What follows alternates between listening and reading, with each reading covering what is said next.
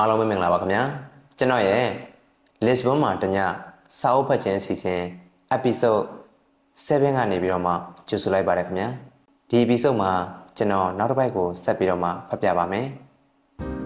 ခီးတော်တော်ဝေးဝေးရောက်လာတဲ့အထိလူတယောက်မှမတွေ့ဘူးမနဲ့အာယုံတက်အချိန်အထိကျွန်တော်မယမနာခြောက်လာခဲ့တယ်နင်းတွေကလည်းကြားလိုက်တာအလွန်ပဲကွင်းမြင်ဆန်နာမှာရက်နေတဲ့တမင်တကောင်ကိုကျွန်တော်မြင်ခဲ့ရသေးတယ်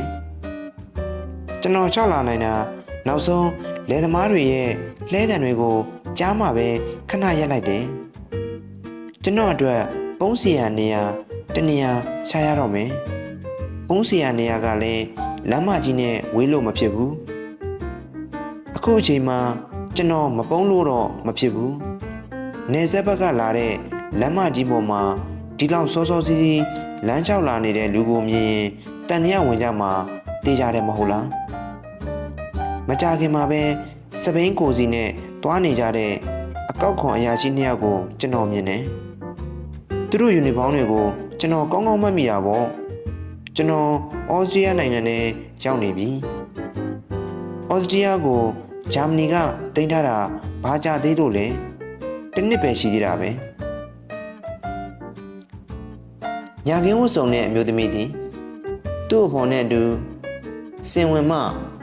ဆင်းသွားသည်အမျိုးသမီး၏လက်မောင်းများသည်ညီညွတ်ရောင်သူသည်သူ့အဖော်အမျိုးသားထက်အရက်မြင့်သည်ကဘာလက်ခီးတဲ့တစုသည်လှေကားတဲ့များကိုနင်း၍ခပ်ဖြည်းဖြည်းဆင်းလာနေကြသည်သူတို့လမ်းလျှောက်ပုံကလည်းတစ်ချိန်တစ်ခါမှနောက်မှလိုက်၍အဖမ်းခံရခြင်းနှင့်မကြုံခဲ့ဘူးသည့်လူများနှင့်တူလာသည်ပတ်ဝန်းကျင်ကိုလုံးဝလှည့်မကြည့်ပဲအေးအေးဆေးဆေးရှောက်သွားနေကြခြင်းဖြစ်သည်ကျွန်တော်မှာ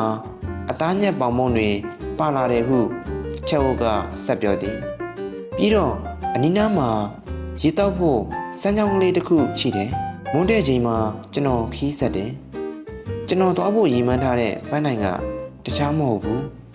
ဖဲလ်ကတ်မြို့ပဲဒီမြို့ဟာကျွန်တော်အတွက်အားကိုးရာနေရာတစ်ခုပဲလူစိမ်းတယောက်ယောက်ကိုတိတ်ပြီးအာယုံမဆိုင်တဲ့နေရာပေါ့ကျွန်တော်အဲ့ဒီကိုရောက်တော့ဘေးရနေရထူပြောတဲ့နေဆက်ဒေသအတွင်းကပထမဆုံးထွက်တဲ့မီးအထားနဲ့လိုက်ခဲ့တယ်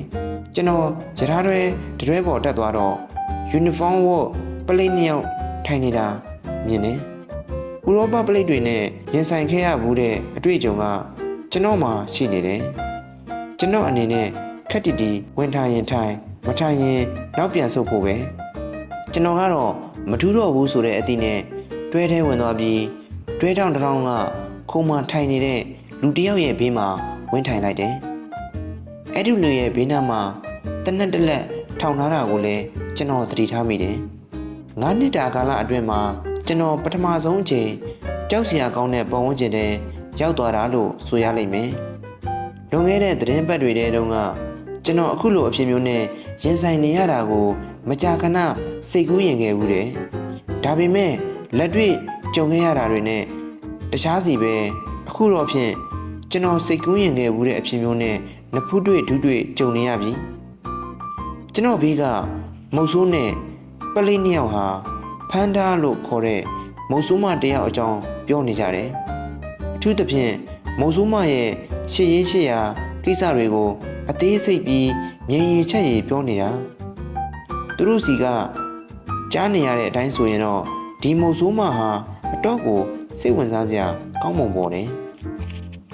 နောက်ခဏကြာတော့သူတို့ဟာဝက်ပေါင်ချောင်းညှက်ထားတဲ့အသားညက်ပေါင်မုံတွေစားနေကြတယ်အဲ့ဒီတုန်းမှာပဲမုတ်ဆိုးကကျွန်တော်ကိုလှည့်ကြည့်ပြီးမိတ်ဆွေကဘယ်သွားမှလဲလို့မေးတယ်ဘရက်ကျင့်ကိုပြန်မလို့ကျွန်တော်ကဖြေတယ်ခမားကြည့်ရတာလူစိမ်းတယောက်နဲ့တူတယ်ဟုတ်ပါတယ်ကျွန်တော်အားလက်ချိန်အပန်းဖြေခီးထွက်လာတာပါအခုဘယ်ကလာတာလဲကျွန်တော်ချက်ချင်းအပြေမပေးဘူးတကယ်လို့ကျွန်တော်နိုင်ငံကူးလက်မှတ်ထဲမှာပါတဲ့အတိုင်းဘီယင်နာကလာတာလို့ဖြေလိုက်ရင်သူတို့အနေနဲ့ကျွန်တော်ဘီယင်နာလူမျိုးစုစကားမပြောတတ်တာကိုသတိထားမိသွားနိုင်တယ်အဲ့ဒါလို့သတိထားမိသွားမယ်ဆိုရင်ဟင်နိုဗာကလာတာလို့ကျွန်တော်ဖြေလိုက်တယ်ကျွန်တော်အဲ့ဒီမှာနေတာ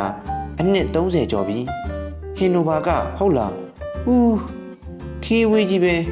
ဟုတ်တယ်အတော်ဝေးတယ်ဒါပေမဲ့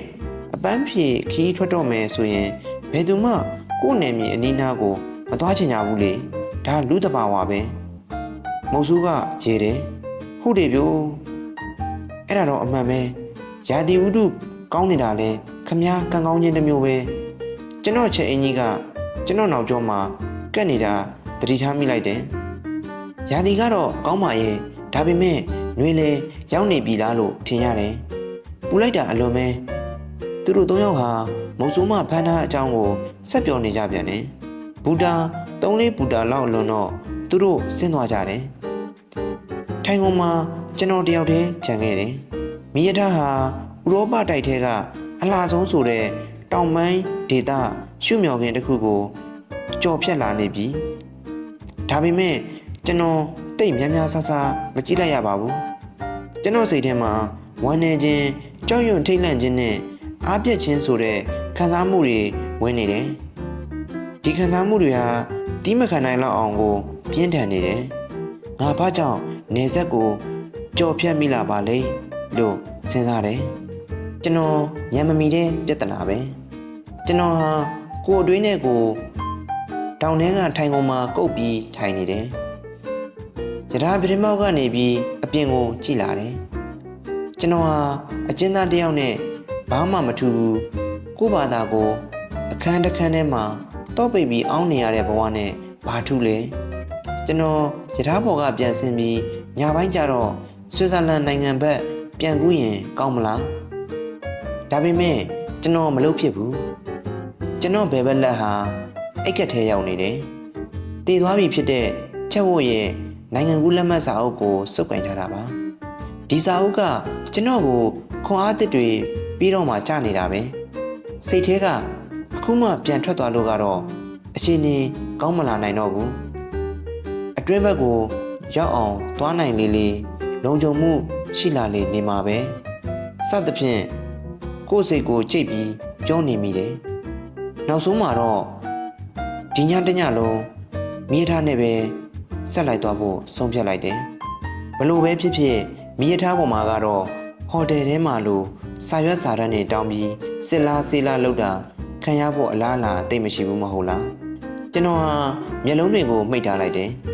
ထိတ်လန့်ကြောက်ရွံ့မှုကိုလက်မြောက်အချုံးပေးခြင်းနဲ့စိတ်ဟာအခုထက်ထိကြီးမားနေတော့မယ်ဘာကြောင့်လဲဆိုတော့ရထားတွေထဲမှာကကျွန်တော်တယောက်တည်းဖြစ်နေတာကိုနည်းနည်းချင်းစီတိုးလာနေတဲ့ကြောက်စိတ်ဟာကြာရင်ကြီးမားလာမှာကတေချာနေပြီဒါကြောင့်မို့မင်းနောက်လိုက်လာနေတဲ့လူတယောက်မှမရှိပါဘူးကွာလို့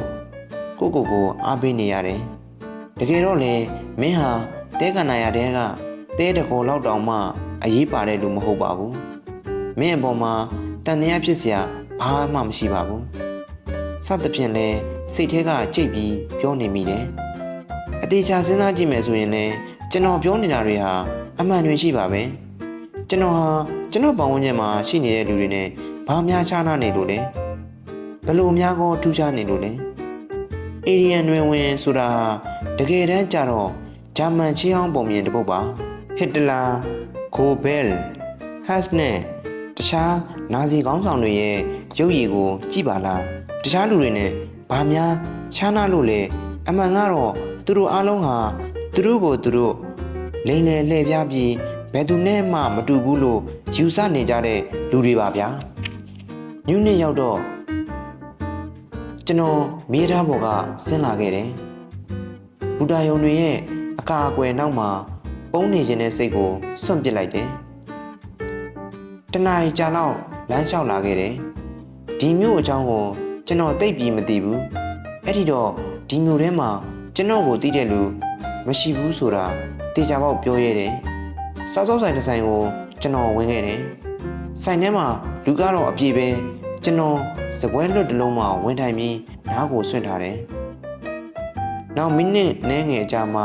တွတ်တွတ်ခိုင်ခိုင်လူတစ်ယောက်ရွှေတီရွှေပေါက်တွေတချွဲချွဲနဲ့ကျွန်တော်စပွဲမှာဝင်ထိုင်တယ်ဘီယာနဲ့အမဲသားပြုတ်မှာတယ်ပြီးတော့လက်ထဲကသတင်းစာဟောက်ကိုဖြန့်ပြီးဖတ်နေတယ်ကျွန်တော်ဂျာမန်သတင်းတွေကိုမ ဖက်ဖြစ်တာကြာပြီဖက်ချင်စိတ်လည်းမရှိပါဘူးအခုတော့ကျွန်တော်စိတ်ကဖက်ချင်တယ်လို့ဖြစ်လာတယ်ဒါနဲ့ပဲနှစ်ဆောင်ဝင်လိုက်တယ်ကျွန်တော်ဂျာမန်ဘာသာနဲ့ရေးထားတဲ့စာနယ်ဇင်းတွေမဖတ်တာနှစ်နဲ့ရှိပြီးကြာခဲ့ပါပြီကျွန်တော်ပတ်လေကပြောနေတဲ့စကားသံတွေဟာနားထဲမှာကြားနေရတာအထူးဆန်းလို့ဖြစ်နေတယ်အက်ဒီတာအာဘော်တွေကတော့အလွန်ရွံ့ချဆက်ဆုပ်ဖို့ကောင်းတယ်စိတ်ပြတ်ဖို့လည်းကောင်းတယ်သွေးစာနေတဲ့လေသံတွေငါသာမှန်တယ်လို့တစ်ဖက်သက်သတ်မှတ်ပြီးပြောနေတဲ့မမာနသံတွေနဲ့ပြည့်နေုံနဲ့မကဘူးလိန်ညာမှုတွေကလည်းအများကြီးပဲဂျာမနီနိုင်ငံရဲ့ပြင်ပမှာရှိနေတဲ့နိုင်ငံတွေမှန်သမျှအဖက်ဖက်မှာစုပ်ယုံနေတယ်ညံ့ပြင်းနေတယ်မိုက်မဲနေကြတယ်တစ္ဆာမကြည့်ကြဘူးအားလုံးအသုံးမကျတဲ့ဟာတွေချိပဲလို့တတ်မှတ်ပြီးရေးထားတာတွေကလည်းအချံပဲပဲဒါကြောင့်မို့ဒီနိုင်ငံတွေကိုဂျာမနီကသိမ်းပိုက်ထားတာဖြစ်မယ်ဓမ္မသာအားလုံးတိုးတက်လာမယ်ဖွံ့ဖြိုးလာမယ်ဆိုတဲ့စကားလုံးတွေကလည်းနေရာတိုင်းမှာပါတယ်ဒီသတင်းစာတွေဟာဒေတာထုတ်အသေးစားသတင်းစာတွေမဟုတ်ဘူးတစ်ချိန်ကနမည်တစ်လုံးနဲ့ထင်ရှားခဲ့တဲ့သတင်းစာတွေပါကျွန်တော်စပွဲမှာထိုင်နေတဲ့လူကိုကျွန်တော်မတိမတာအကဲခတ်တယ်သူကတော့စားလိုက်တောက်လိုက်သတင်းစာဖတ်လိုက်နဲ့ကြီးကြီးတန်းတာပဲဘာမှမဖြစ်သလိုပဲပတ်ဝန်းကျင်ကိုတစ်ချက်မျက်စိကစားမိတယ်စားတော့နေကြတဲ့လူမှန်သမျှသတင်းစာဖတ်နေကြတယ်သတင်းစာရဲ့အာဘော်နဲ့အရေးသားတွေပေါ်မှာမနစ်သက်တဲ့လက္ခဏာမတွေ့ရဘူးအေးပေါ့လေဒီဟာကသူတို့အဖို့နေ့စဉ်ကြုံတွေ့နေရတဲ့ကိစ္စတစ်ခုဖြစ်နေတာကြာပြီပဲကြာလာတော့လေသူတို့နေ့စဉ်နေ့တိုင်းအချိန်မီတောက်နေတဲ့ဘီယာလိုဖြစ်လာမှာပေါ့ဒီ episode ကိုဒီမှာရပ်လိုက်ပါမယ်နောက်တစ်ပိုက်ကိုနောက် episode မှာဆက်ပြီးတော့မှဖတ်ပြပါမယ်ခင်ဗျာအားလုံးကျေးဇူးတင်ပါတယ်